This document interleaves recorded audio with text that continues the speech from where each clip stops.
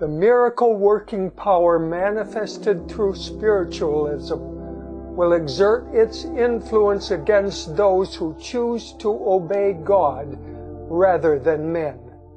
Communications from the spirits will declare that God has sent them to convince the rejectors of Sunday of their error, affirming that the laws of the land should be obeyed as the law of God.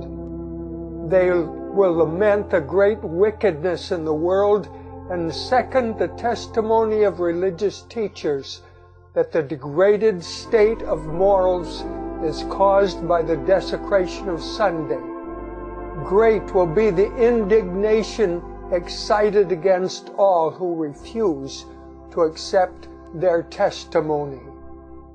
Satan's policy in this final conflict with God's people is the same that he employed in the opening of the great controversy in heaven. He professed to be seeking to promote the stability of the divine government while secretly bending every effort to secure its overthrow.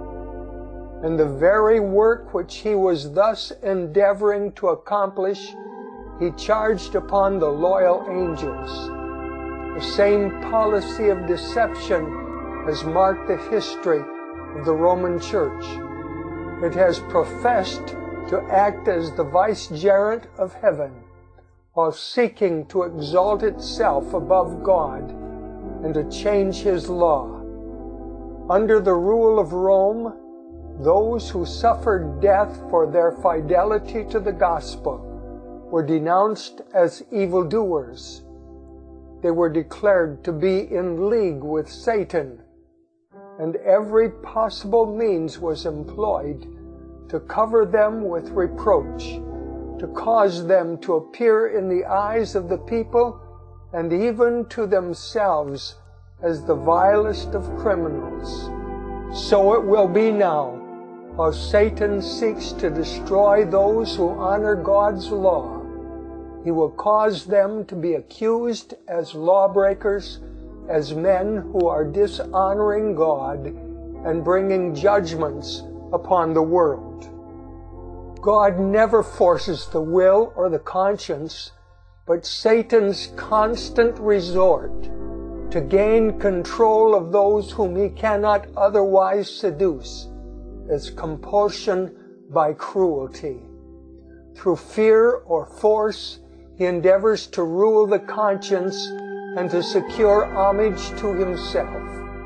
To accomplish this, he works through both religious and secular authorities, moving them to the enforcement of human laws in defiance of the law of God. Those who honor the Bible Sabbath will be denounced as enemies of law and order, as breaking down the moral restraints of society, causing anarchy and corruption, and calling down the judgments of God upon the earth. Their conscientious scruples will be pronounced obstinacy, stubbornness, and contempt of authority. They will be accused of disaffection toward the government. Ministers who deny the obligation of the divine law will present from the pulpit the duty of yielding obedience to the civil authorities as ordained of God. In legislative halls and courts of justice, commandment keepers will be misrepresented and condemned. A false coloring will be given to their words. The worst construction will be put upon their motives. As the Protestant churches reject the clear scriptural arguments in defense of God's law, they will long to silence those whose faith they cannot overthrow by the Bible. Though they blind their own eyes to the fact, they are now adopting a course which will lead to the persecution of those who conscientiously refuse to do what the rest of the Christian world are doing and acknowledge the claims of the papal Sabbath. The dignitaries of church and state will unite to bribe, persuade, or compel all classes to honor the Sunday.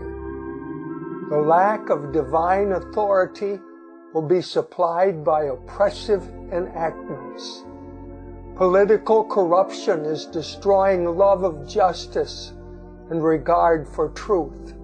And even in free America, rulers and legislators, in order to secure public favor, will yield to the popular demand for a law enforcing Sunday observance. Liberty of conscience, which has cost so great a sacrifice, will no longer be respected. In the soon coming conflict, we shall see exemplified the prophet's words. The dragon was wroth with the woman and went to make war with the remnant of her seed, which keep the commandments of God and have the testimony of Jesus Christ. Revelation 12, verse 17. Thank you for viewing part 4 of the Impending Conflict from the book, The Great Controversy Between Christ and Satan. This book was written more than 100 years ago by E.G. White. We believe this book accurately portrays the end of the world, which will soon happen.